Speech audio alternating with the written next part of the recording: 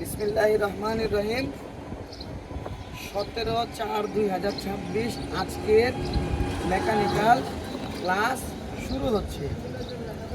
প্রথমে আজকে আমরা বলে দিছি 5F সম্পর্কে আমরা সবাই অবগত আছি, 5P 5R সম্পর্কে আমরা অবগত আছি।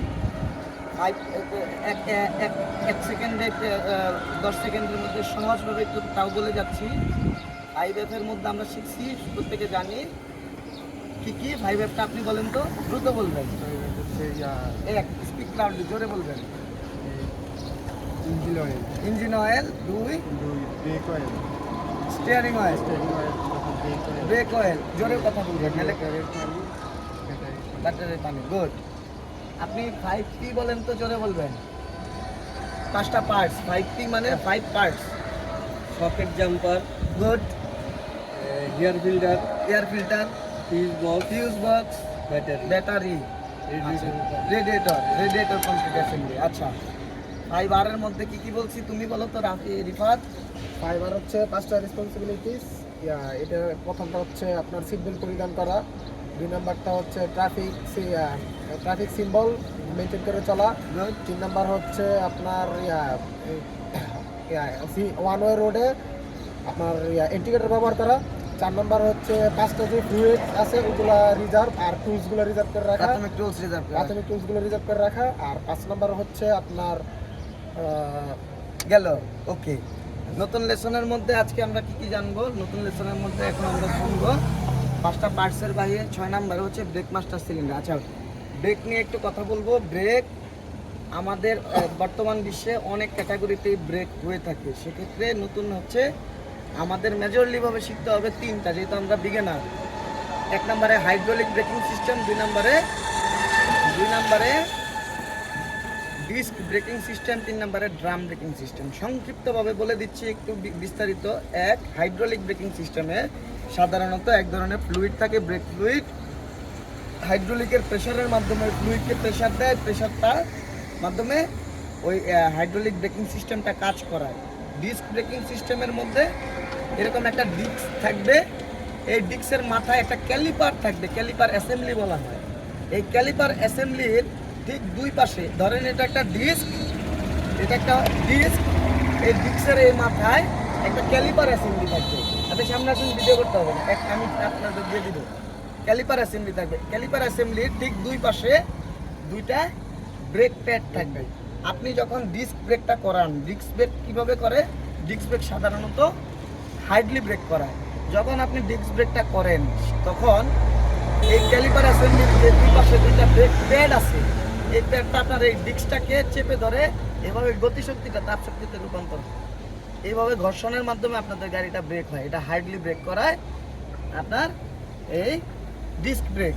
ড্রাম ব্রেকের একটু বিষয় বলে দিই। ড্রাম ব্রেকটা সাধারণত স্মুথলি ব্রেক হয়, ড্রাম ব্রেকে স্মুথ ব্রেক হয়। ড্রাম ব্রেকের ভেতরে আপনার এরকম একটা চাক্কি থাকে, এই চাক্কির ঠিক দুই পাশে একটু আগে ছিল একটা ডিস্ক, এটার উপরে ক্যালিপার ছিল। ড্রাম ব্রেকের ক্ষেত্রে এরকম একটা গোল চাক্কি থাকে, এই চাক্কির ভেতরে উপরে আর নিচে চাঁদ আকৃতি এরকম উপরে আর নিচে 2টা ব্রেক শো থাকে। আপনি যখন প্রেস করেন তখন এটা এভাবে ঘর্ষণ হয়, স্মুথলি ব্রেক করা হয়। মোটরসাইকেলের পিছের ব্রেকের প্যাড থাকে, হ্যাঁ, ব্রেক প্যাডের মতন সেম। তাহলে ব্রেকটা 3টা মেজর, 3টা আমরা শিখলাম, হাইড্রোলিক, ডিস্ক, ড্রাম। গেল। এখন আমি আপনাদের এটা গুরুত্বপূর্ণ কথা বলে দেই। আমি যে 5টা আপনাদেরকে যে 5টা পার্টসের কার্যবিবরণীগুলো বলে দিচ্ছিলাম, এগুলো আপনাদের মনে রাখার স্বার্থে আবার একটু বলে দিচ্ছি সংক্ষিপ্তভাবে।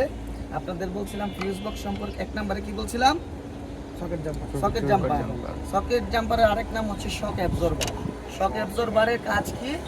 শক অ্যাবজর্বারের কাজ হচ্ছে সাধারণত আপনার রাস্তার স্প্রিংয়ের মাধ্যমে, রাস্তায় যে আপনি ঝাঁকুনি খাচ্ছেন এটাকে রোধ করাচ্ছে এই স্প্রিংটা খেলার কারণে শক অ্যাবজর্বার।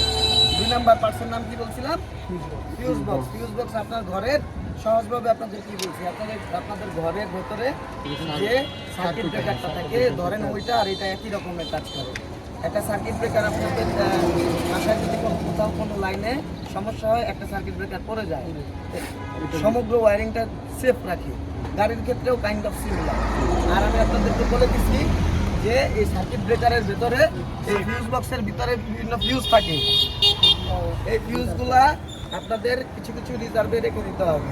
5F প্রাথমিক টুলস আর এই কিছু ফিউজ, প্রাথমিক টুলসের ভিতরে ফিউজগুলো রেখে দিবেন। কারণ কি বললাম, রাত 2টা বাজে হাইওয়ের মধ্যে আপনারা যাচ্ছেন, হঠাৎ করে হেডলাইটের ফিউজটা চলে গেছে, এই চিপটা আপনি লাগাই দিলে আপনি আবার চলমান থাকতে পারবেন। সকাল পর্যন্ত আপনার মেকানিকের অপেক্ষা করতে হবে।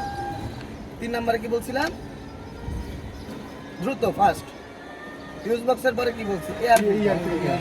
আপনাদেরকে বলা হয়েছে যে গাড়িতে সাধারণত আমরা এই গাড়িটার মধ্যে 2টা কুলিং সিস্টেম ব্যবহার করছি বা ব্যবহার করা হয়েছে। এখানে একটা radiator working system, radiator working সিস্টেমের, আর সেকেন্ডলি বলছি এয়ার ফিল্টার সিস্টেম। এই 2টার মাধ্যমে এই সমগ্র ইঞ্জিনটা বা এই পার্টসগুলো ঠান্ডা হচ্ছে।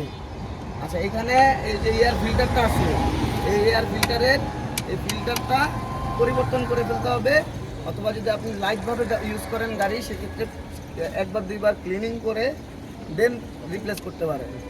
আচ্ছা, তার পরবর্তীতে কি বলছিলাম, ব্যাটারির যে পানিটা বলছি এটার নাম হচ্ছে ডিস্টিল ওয়াটার। এই ক্যাপগুলো নিজের হাতে খুলবেন, প্রতিটা ক্যাপ নিজের হাতে খুলবেন। এই যে রেডিয়েটরের এই ব্যাটারির ভেতরে যে ক্যাপগুলো distil water full fill up আছে কিনা, এই ক্যাপটার নামটা, এগুলো প্রতিটা ক্যাপের আলাদা আলাদা নাম আছে। এই ক্যাপটার নাম হচ্ছে ফিলার ক্যাপ, এই ক্যাপটার নাম হচ্ছে প্রেসার ক্যাপ। এই প্রেসার ক্যাপ খুলবেন, খুলে দেখবেন রেডিয়েটরে পানি আছে কিনা। ফিলার ক্যাপ খুলে দেখবেন ইঞ্জিন অয়েলটা প্রপারলিভাবে আছে কিনা। আমাদের এই কিছু বিষয়গুলো আমাদের খুব ভালো করে জানতে হবে। ক্লিয়ার? আজকের ক্লাস এ পর্যন্তই।